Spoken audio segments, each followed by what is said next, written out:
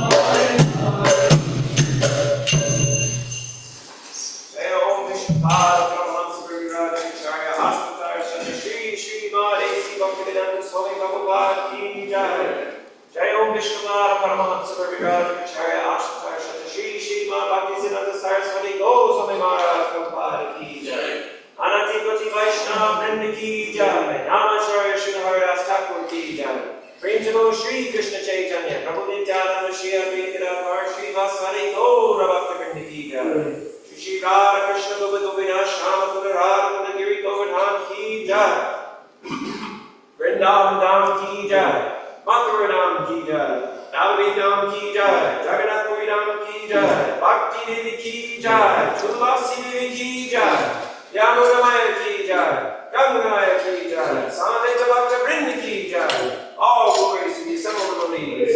All glories to the assembled devotees. All glories to the assembled devotees. All glories to Sri Guru Angaranga.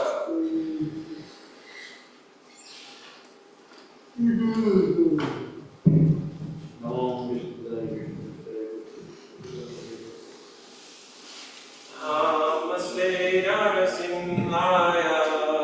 Namaste Narasimhaya.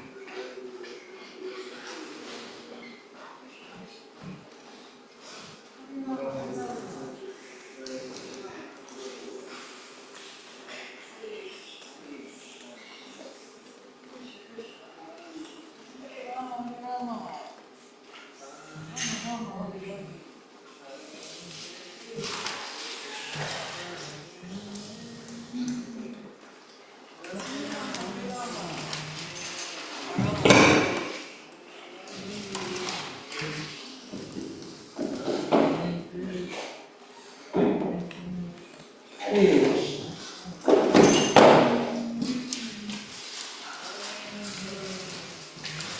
is on evening we have Bhagavad Gita class. Welcome to join us.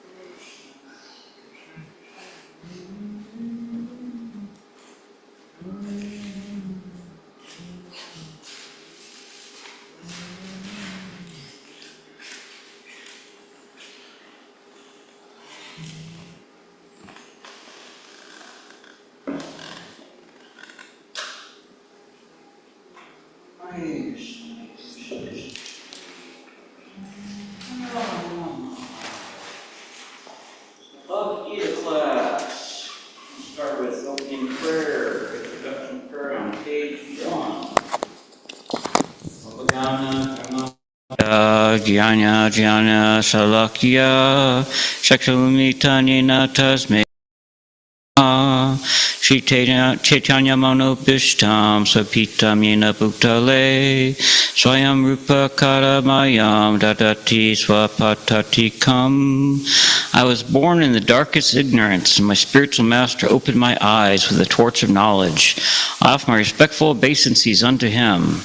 When will Srila Rupa Goswami Prabhupada, who has established within this material world the mission to fulfill the desire of Lord Chaitanya, give me shelter under his lotus feet?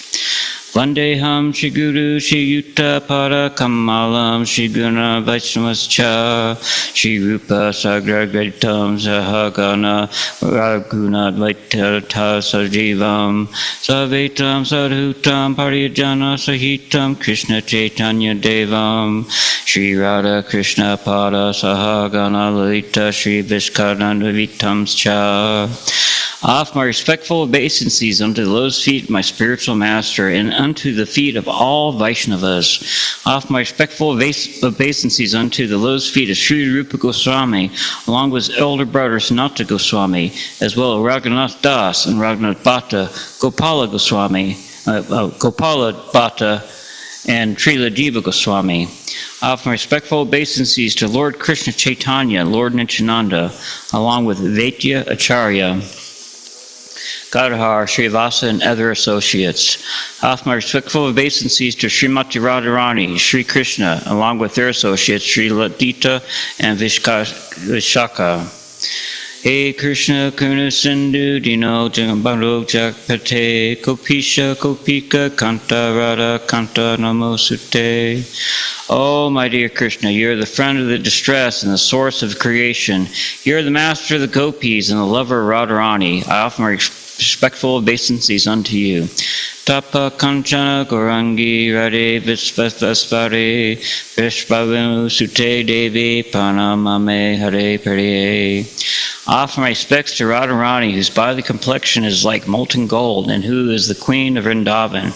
You are the daughter of King Vishvanu, and you are very dear to Lord Krishna. Panchakapatraparyascha kripa sindhubayas esvacha patitanam papayo vaishnavayo namo namaha. I offer my respectful obeisances unto all the Vaishnava devotees of the Lord, who can fulfill the desires of everyone, just like desire trees, and who are full of compassion for the fallen souls.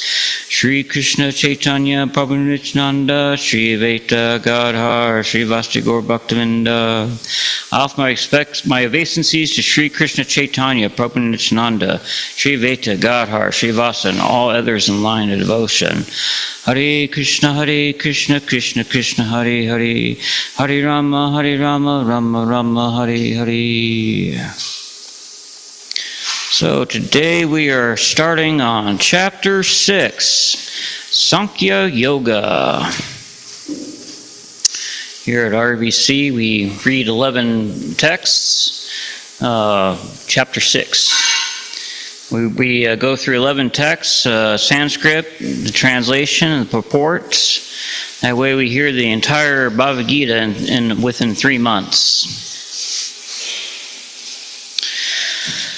So starting at text 1, Sri Bhagavan Uvacha Anashrita Karma Palam Karyam Karma Karati Yas Sanyasi Cha Yogi Cha Na Niragnir Na Chakriya. Translation: The Blessed Lord said, one who is unattached to the fruits of his work and who works as he is obligated is in the renounced order of life, and he is the true mystic, not he who lights no fire and performs no work. Text 2. Yam sannyasam iti prahu yogam tam viri pandava nahi asyanyatsat Sankapo Yogi Bhavati Kashchana. Translation: What is called renunciation is the same as yoga, or linking oneself with the Supreme, for no one can become a yogi unless he renounces the desire for sense gratification. Text 3.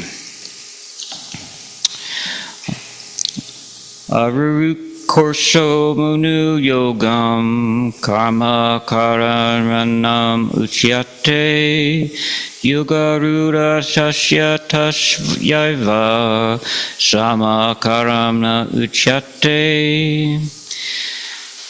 For one who is a neophyte in the Eightfold Yoga system, work is said to be by the means, and for one who has already attained to yoga, cessation of all material activities is said to be the means. Text 4. Yadahi nidriyatateshu nakamasva anushatyate sarva sankalpa sannyasi yogarudashtadochayate. Translation: A person is said to have attained to yoga when, having renounced all material desires, he neither acts for sense gratification nor engages in fruitive activities. Text 5. Udaharid atmanatmanam natmanam asvat idayat atmaivahi atmano bandir atmaiva ripyu atmana. Translation: A man must elevate himself by his own mind, not degrade himself. The mind is the friend of the conditioned soul and his enemy as well. Text 6. Bendur atmatmanastasya yena tadmaivatmatna jita anatmatnastu satrutve vrate tadmaivatratsrivat. Translation: For him who has conquered the mind is the best friend, but for one who has failed to do so, his very mind will be the greatest enemy. Text 7. Chitatmana parashnatasya paramata samahita shitoshana sukha dukashu tatamana pamanayo. Translation: for one who has conquered the mind, the super soul is already reached, for he has attained tranquility. To such a man, happiness and distress, heat and cold, honor and dishonor are all the same. Text 8. Jnana vidyana tripatma kuteshta vijite jaya yukta iti uchayate yogi samalostarasma kanchana. Translation: a person is said to be established in self-realization is called a yogi or mystic when he is fully satisfied by virtue of acquired knowledge and realization. Such a person is situated in transcendence and in self-control. He sees everything, whether it's pebbles, stones, or gold, as the same. Text 9. Shunamitare udashinina marayashta divasya barushu sarusha apicha papeshu samabudya vishyate.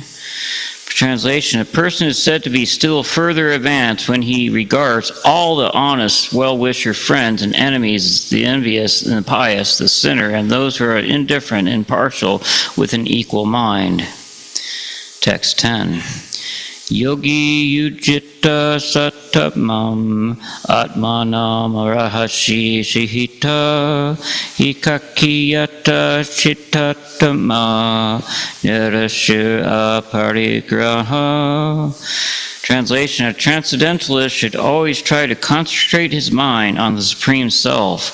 He should live alone in a secluded place and always carefully control his mind. He should be free from desires and feelings of possessiveness. Now, the final text this evening, text 11 and 12. Shucha dese parichas apya shite brahm asyanam atmana nati uchiyatam niticham chalet yinjina kushotrataram tatrikarat gramana kritva yatta chitina driya kriya apivasyasni yugatya yogamatma vishuddhaye. Translation: to practice yoga, one should go to a secluded place and should lay kusu grass on the ground, then cover it with a deerskin and soft cloth. The seat should neither be too high nor too low, and should be situated in a sacred place. Then the yogi should then sit firmly and should practice yoga by controlling the mind and the senses, purifying the heart, and fixing the mind on one point. Returning to text 1. Translation purport by His Divine Grace, A.C. Bhaktivedanta Swami Prabhupada. The Blessed Lord said, one who is unattached to the fruits of his work and who works as he is obligated is in the renounced order of life, and he is the true mystic, not he who lights no fire and performs no work. Purport. In this chapter, the Lord explains that the process of the Eightfold Yoga system is a means to control the mind and the senses. However, this is very difficult for people in general to perform, especially in the age of Kali.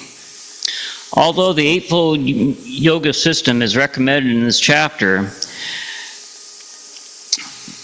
the Lord emphasizes that the process of the Karma Yoga, or acting in Krishna consciousness, is better. Everyone acts in the world to maintain his family and their paraphernalia, but no one is working without some self-interest, some personal gratification, be it concentrated or extended. The criterion of perfection is to act in Krishna consciousness and not with a view to enjoying the fruits of work. To act in Krishna consciousness is the duty of every living entity because they are all constitutionally parts and parcels of the Supreme. The parts of the body work for the satisfaction of the whole body. The limbs of the body do not act for self-satisfaction, but for the satisfaction of the complete whole. Similarly, this living entity who acts for satisfaction of the supreme whole and not for personal satisfaction is a perfect sannyasi or perfect yogi. The sannyasis sometimes artificially think that they have become liberated from all material duties, and therefore they cease to perform Agnihotra yagyas, or fire sacrifices. But actually they are self-interested because their goal is becoming one with the impersonal Brahman. Such a desire is greater than any material desire, but is not without self-interest. Similarly, the mystic yogi who practices the yoga system with half-open eyes, ceasing all material activities, desires some satisfaction for his personal self. But a person acting in Krishna consciousness works for the satisfaction of the whole, without self-interest. A Krishna-conscious person has no desire for self-satisfaction. His criterion of success is the satisfaction of Krishna, and thus he is a perfect sannyasi or perfect yogi. Lord Chaitanya, the highest perfectional symbol of renunciation, prays in this way: Gornitai ki jai. Nadanamana janamna sudarin kavitam vajagadisha kamanye mama jamame jamaneshware bhavatad bhaktir ahatuki twahi. O Almighty Lord, I have no desire to accumulate wealth, nor to enjoy beautiful women, nor do I want any number of followers. What I want only is the causeless mercy of your devotional service in my life, birth after birth. Hare Krishna, Krishna Krishna, Hare Rama, Rama, Hare Krishna, Krishna Krishna, Hare Rama, Rama, Hare Krishna, Krishna Krishna, Hare Rama, Hare Om Vishnu Krishna. The translation: the Blessed Lord said, one who's unattached to the fruits of his work and who works as he is obligated is in the renounced order of life, and he is the true mystic, not one who lights no fire and performs no work. Yeah, I like this part down here in the purport. A Krishna-conscious person has no desire for self-satisfaction. His criterion of success is the satisfaction of Krishna, and thus he is the perfect sannyasi or perfect yogi.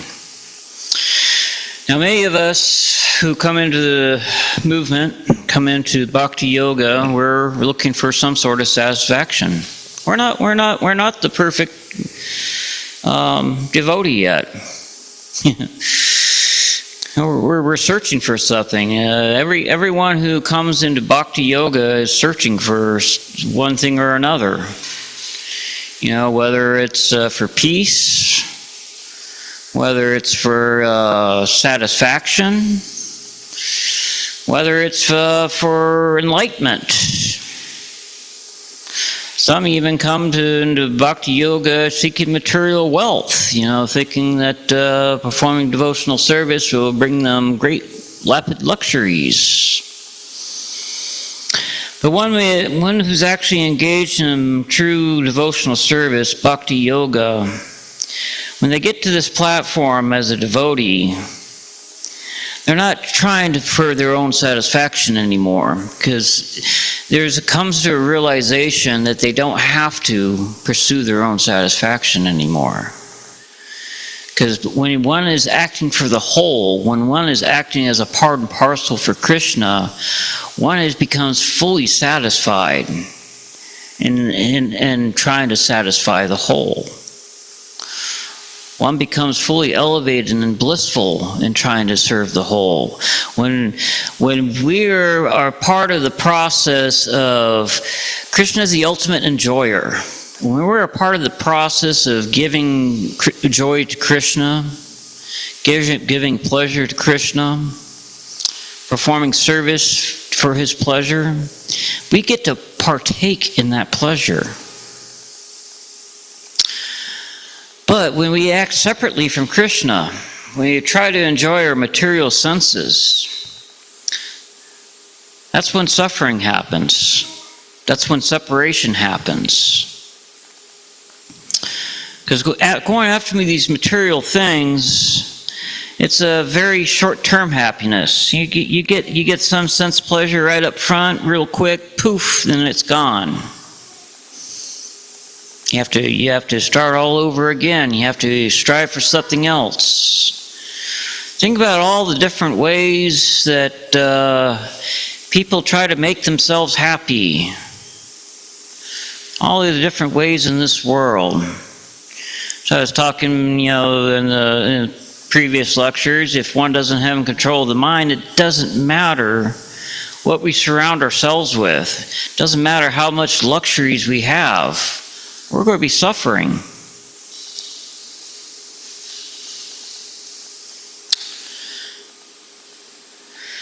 Bhakti Yoga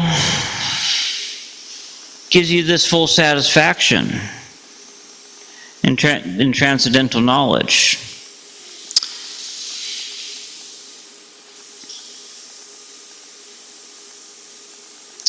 Bhakti Yoga is the way that we can all find peace by serving Krishna, as by serving him to give him pleasure, not seeking after our own pleasures.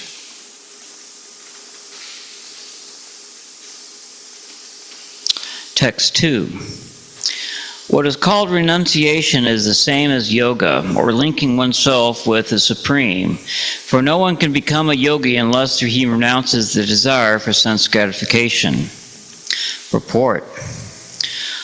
Real sannyasi yoga, or bhakti, means that one should know his constitutional position as a living entity and act accordingly. Living entity has no separate independent identity. He is the marginal energy of the Supreme. When he is entrapped by material energy, he is conditioned. And when he is in Krishna consciousness or aware of the spiritual energy, then he is in his real innate natural state of life. Therefore, when one is in complete knowledge, one ceases all material sense gratification, or renounces all kinds of sense gratifying activities. This is practiced by the yogis who restrain the senses from material attachment. The person in Krishna consciousness has no opportunity to engage his senses in anything which is not for the pure purpose of Krishna.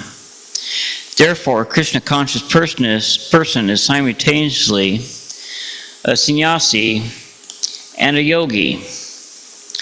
The purpose of knowledge and of restraining the senses as prescribed in the jnana and yoga processes is automatically served in Krishna consciousness. If one is unable to give up the activities of his selfish nature, then jnana and yoga are of no avail. The real aim is for a living entity to give up all selfish satisfaction and to be prepared to satisfy the Supreme. A Krishna conscious person has no desire for any kind of self-enjoyment. He's always engaged for the enjoyment of the Supreme. One who has no information of the Supreme must therefore be engaged in self-satisfaction, because no one can stand on the platform of inactivity. All these purposes are perfectly served by the practice of Krishna consciousness. Text 3.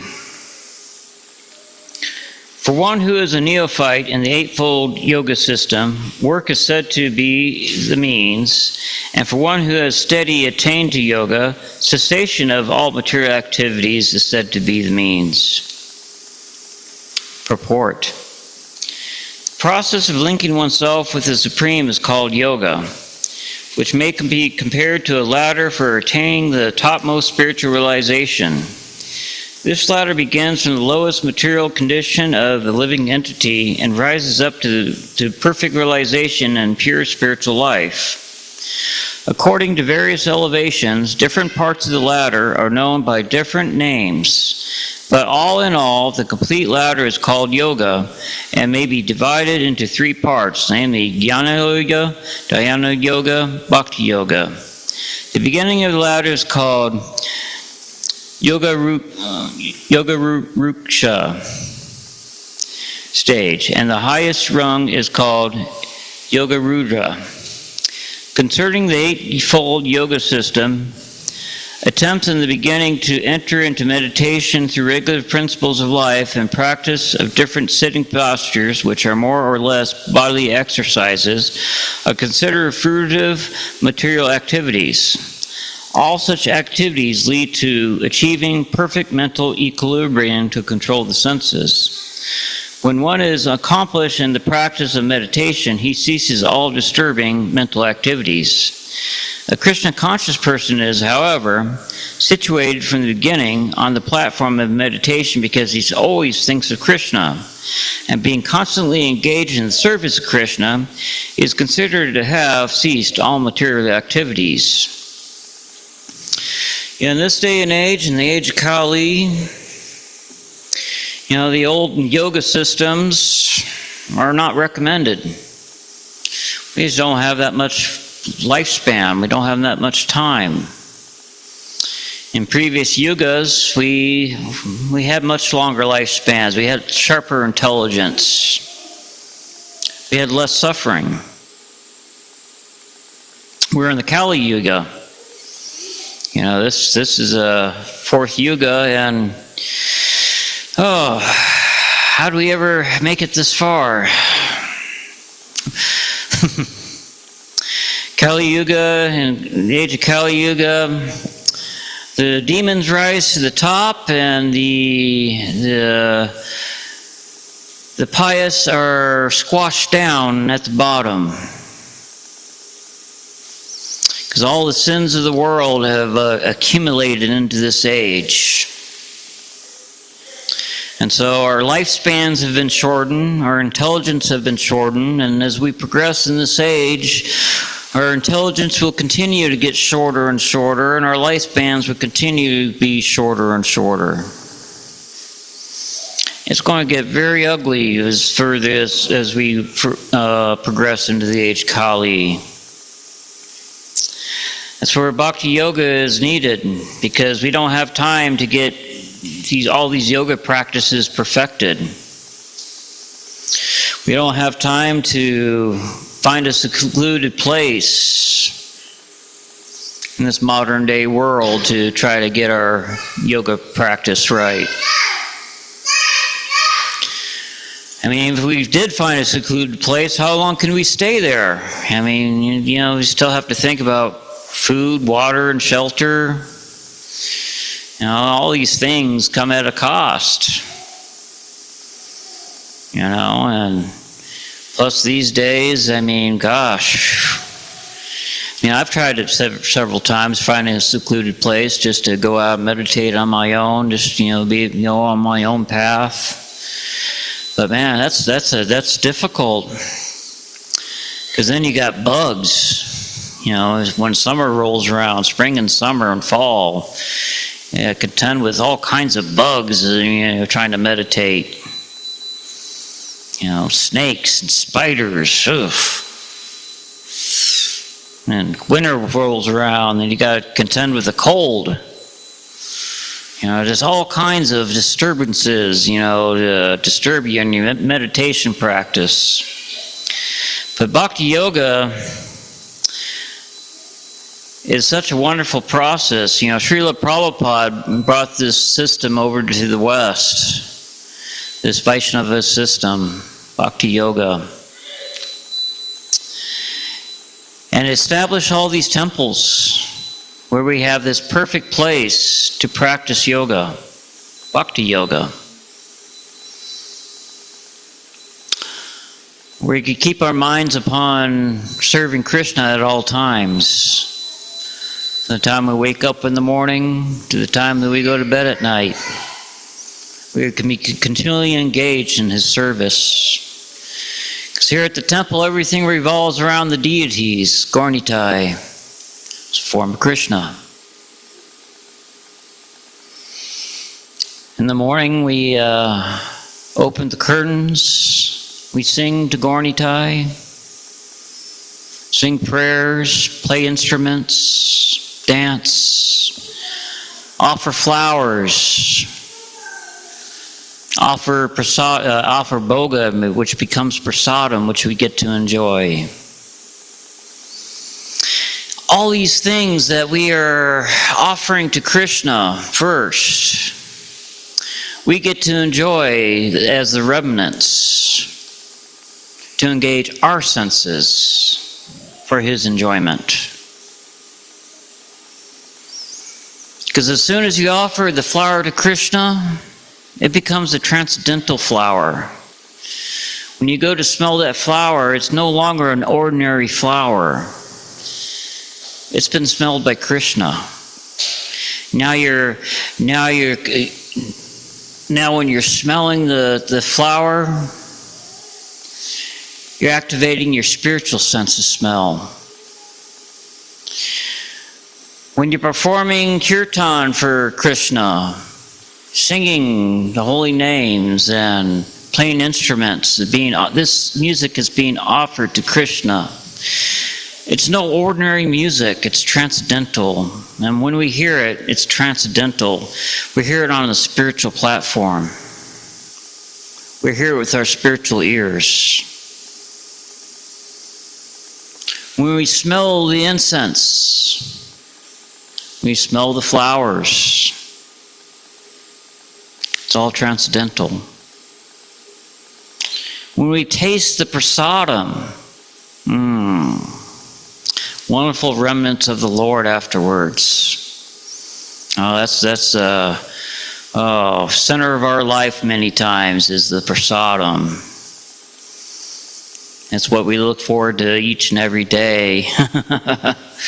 What prasadam are we going to have today? Because these are remnants of the Lord. Because everything has been offered in love and devotion to Krishna.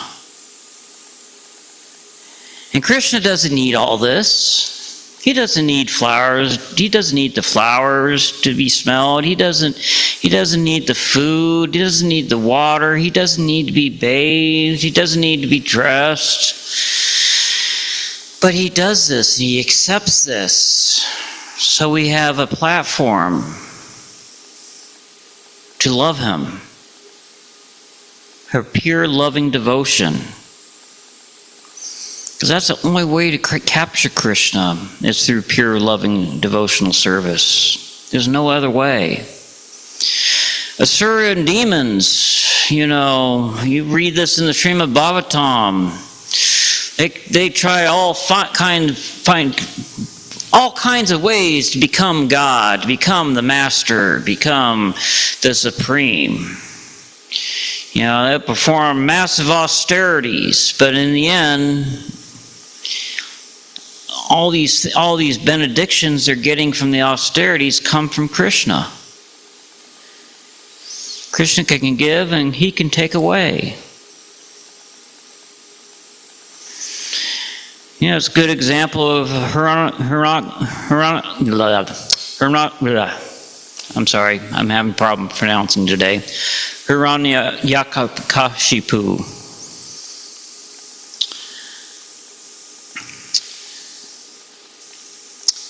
Did massive austerities.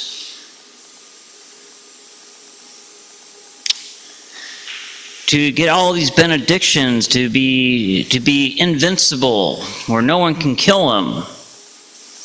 Try to outsmart everyone. Try to outsmart the demigods. Try to outsmart Krishna. But at the end, Lord Nrsimhadev killed him. Another form of Krishna.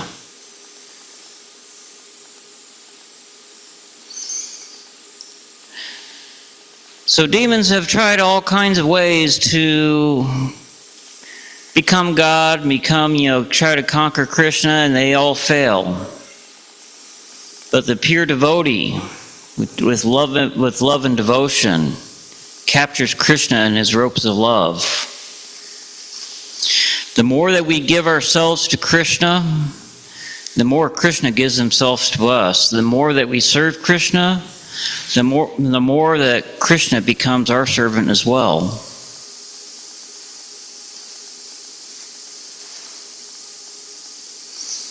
The more that we try to partake, try to give him pleasure, the more he tries to please us. It's a wonderful system. Any questions or comments so far?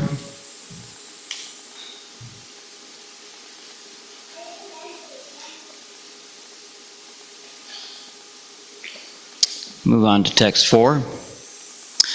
Person is said to have attained to yoga when, having renounced all material desires, he neither acts for sense gratification nor engages in fruitive activities. Purport. When a person is fully engaged in transcendental loving service of the Lord, he is pleased in himself, and thus he is no longer engaged in sense gratification or in fruitive activities. Otherwise, one must engage in sense gratification, since one cannot live without engagement. Without Krishna consciousness, one must be always seeking self-centered or extended selfish activities. But a Krishna-conscious person can do everything for the satisfaction of Krishna, and thereby be perfectly detached from sense gratification. One who has no such realization must mechanically try to escape material desires before being elevated to the top rung of the yoga ladder. There's another system in this world that tries to escape this cycle of samsara. This tries to escape Maya. Some know it as Buddhism, Mayavadi philosophy. And they kind of switch words around. Instead of, a reincarnating soul being recycled over and over, they say it's the mind. And instead of believing that there's a God that we serve, they don't get into that argument. They don't even want to get into that argument whatsoever. Most of them are agnostic, many are atheists. Somehow this purely happened by chance, this whole creation. But in that system, they're not here to perfect the self. They're here to destroy the self. They want to destroy the ego fully, the individuality. They believe that merging into nothingness merges into everything. So in essence, they don't want to be individual. They want to be part of the whole. They want to merge. That's a very tough process, to be able to give up all sense gratification. Isn't the desire to give up sense gratification a desire in itself? It's kind of hard. But here in Krishna consciousness, we're not here to quench, to kill all of our desires. We're here to transform our desires into Krishna service. It's much different. We're not here to destroy the individuality. Krishna loves individuals. We're here to perfect the individual. By perfecting ourselves, we become the perfect servant. Not all servants, perform the same act. Not all servants perform the same thing. There are many ways to serve Krishna, and Krishna has given so many ways to have a relationship with him.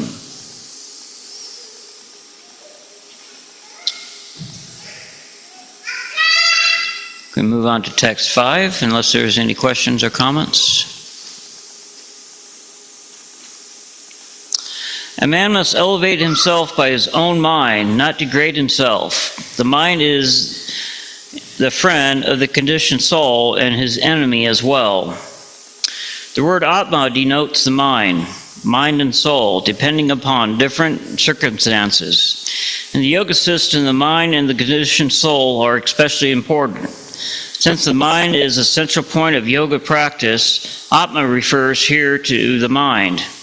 The purpose of the yoga system is to control the mind and to draw it away from attachment to sense objects. It is stressed herein that the mind must be so trained that it can deliver the conditioned soul from the mire of omniscience.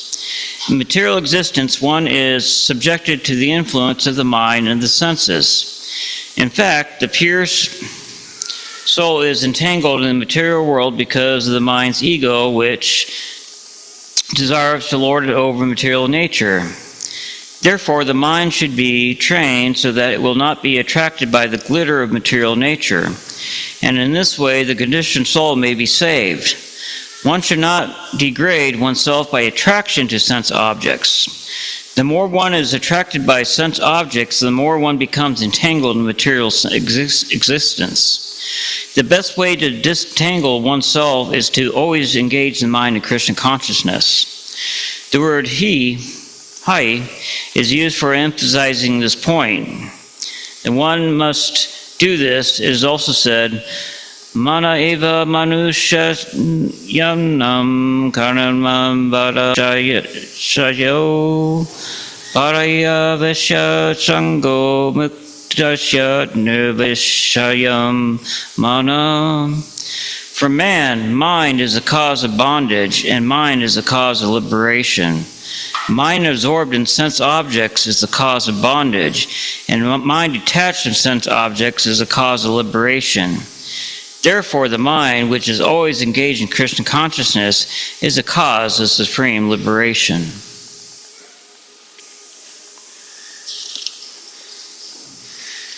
Text 6.